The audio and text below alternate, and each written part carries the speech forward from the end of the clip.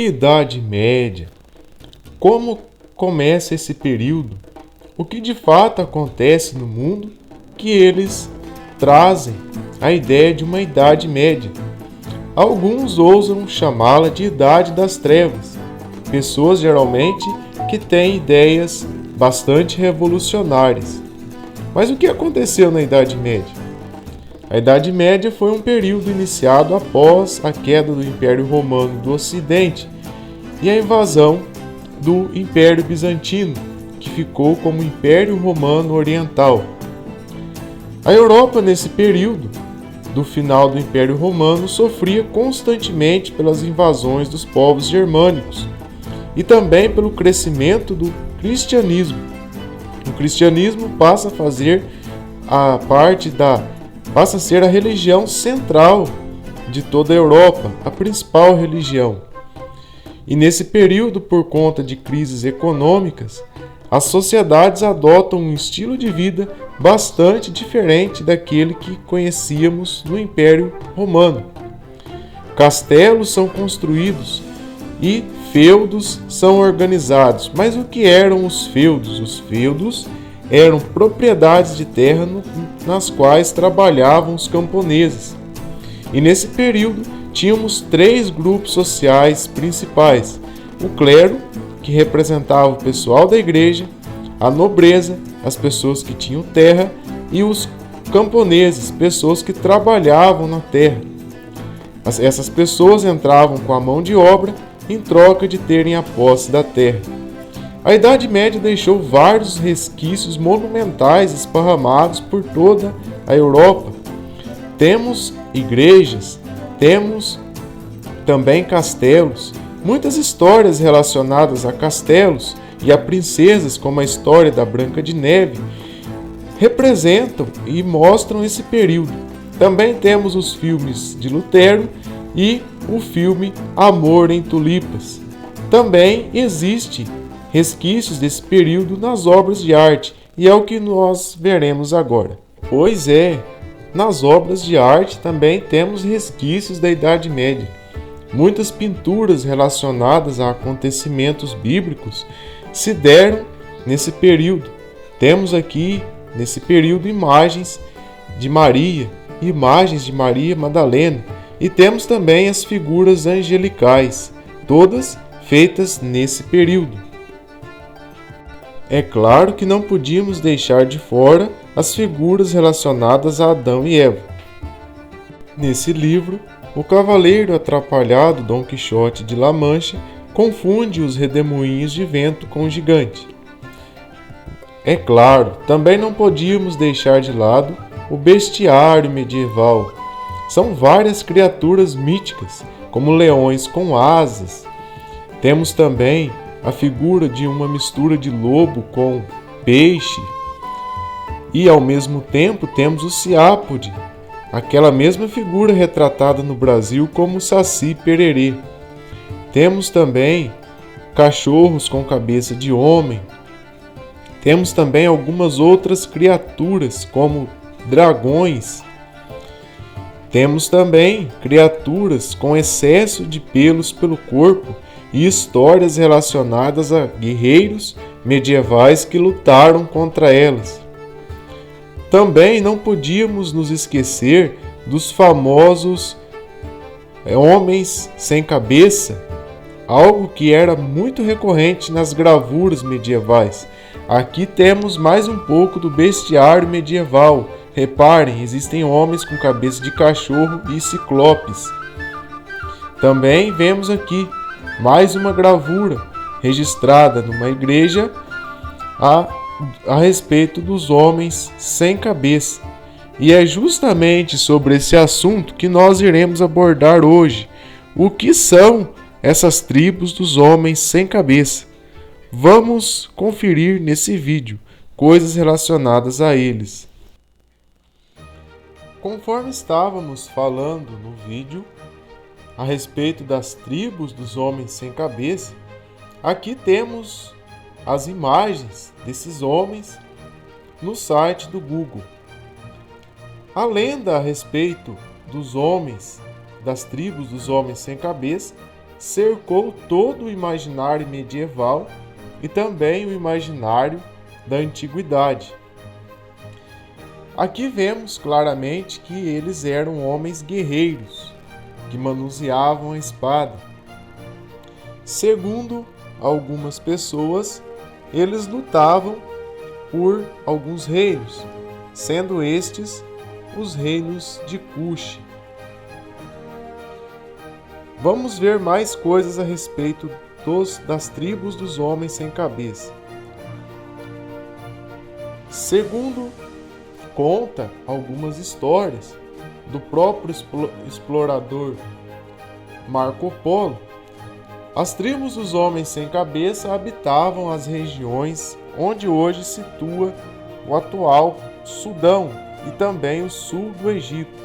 Inclusive, eles serviam o reino de Cush. Vemos aqui algumas imagens sobre esses homens sem cabeça, algumas obras de arte. E uma coisa que chama atenção é que tais criaturas míticas hoje são consideradas como uma forma, um estereótipo de preconceito que os europeus tinham em relação a povos de terras distantes. Essa é a história que cercam esses povos. Talvez vocês devem se lembrar do desenho do Bob Esponja. O Bob Esponja foi sim um personagem inspirado em tais criaturas. Vamos ver aqui nessa imagem. Aqui temos uma suposta foto de um homem sem cabeça. Essa foto foi feita pelo um dos inventores da ciência do empalhamento, aquela mesma ciência que consiste no empalhamento de animais e plantas, o Sr. Duckley. O Sr. Duckley é o pai das obras de arte relacionadas ao empalhamento de seres vivos. E ele fotografou essa criatura, que muitos dizem ser invenção.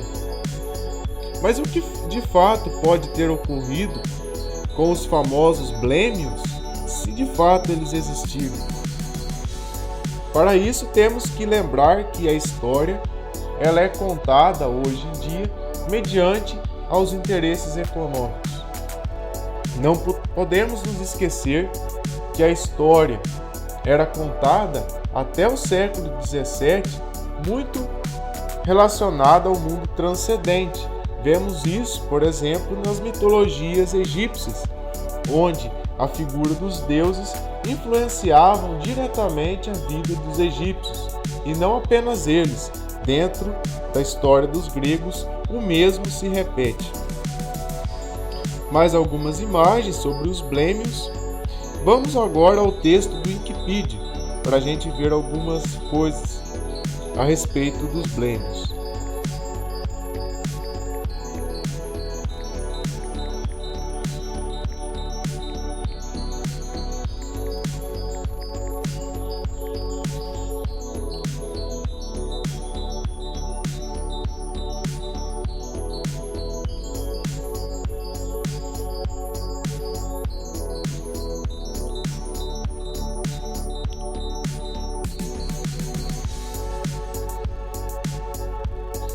Então, segundo o site do Wikipedia, a respeito dos Blêmios, os Blêmios eram um povo, que eles habitavam desde o século II a.C. até o século V, a Baixa Núbia. É uma região onde está hoje o atual sul do Egito e o atual Sudão. Aqui a gente vê aquela imagem que a gente fez aquele recorte logo no início desse vídeo. Essa obra de arte foi feita no ano de 1511, lá numa igreja da Dinamarca, retratando aí a existência dos Blêmios. Vamos ver aqui algumas citações a essas criaturas, que hoje são consideradas criaturas bizarras, que para a sociedade contemporânea, os historiadores contemporâneos, nada mais eram do que uma forma de se retratar povos de terras longínquas. Aqui nesse texto a gente vê o seguinte: as fontes clássicas deixam claro que, embora os cuxitas em Meroé fossem a potência dominante na Núbia e no Sudão, nessa época, havia muitos estados independentes associados. Entre os séculos IV e o século II a.C., a Baixa Núbia era pouco povoada, mas nessa altura muitos blêmios foram assentados ali, e Aristóteles afirma que eles foram reconhecidos como súditos dos reis meroíticos. Por volta do século I a.C., Estrabão classificou os blêmios como subordinados aos meroítas. No século seguinte, os nobáceos foram mencionados como vivendo ao sul do Meroé, na margem ocidental do Nilo. Os blêmios parecem ter tido relações muito íntimas com os meroítas e eram reconhecidos por estes como um importante grupo subordinado dentro da estrutura do meroítico. Isto explica Eusébio de Cesareia mencionar a visita de embaixadores dos meroítas e dos blêmios à corte egípcia, provavelmente por volta de 336. Cristínides V afirma que os blêmios deram as coroas de Balana ao imperador Constantino.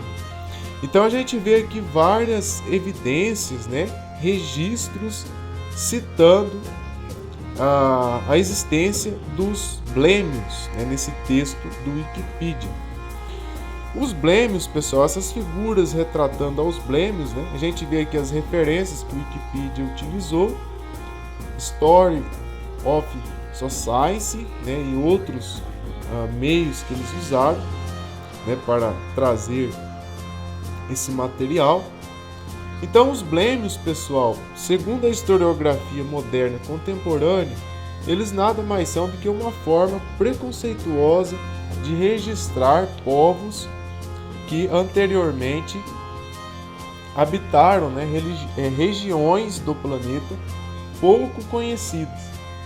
Porém, como a gente viu, existem evidências, inclusive fotográficas, de que eles existiram e eram constituídos de tribos de homens sem cabeça, conforme aqui nas imagens nós vemos várias imagens retratando tais criaturas. No século XVI, o Brasil e todo o continente americano foi castigado por uma forte pandemia. Alguns historiadores desligados do sistema educacional têm afirmado que tais criaturas foram eliminadas justamente nessa época. E a partir do século XVI, nós tivemos muitas revoluções no mundo. Revoluções essas que mudaram a compreensão cosmológica do mundo, que transformaram as obras de arte, transformaram a música, a literatura. Também tivemos durante esse período as reformas religiosas e a própria Contra-Reforma Católica, que vai classificar essas criaturas como fruto da imaginação popular. Gostaram desse vídeo e de outros materiais? Se inscrevam no nosso canal, curtam e compartilhem com seus amigos e familiares.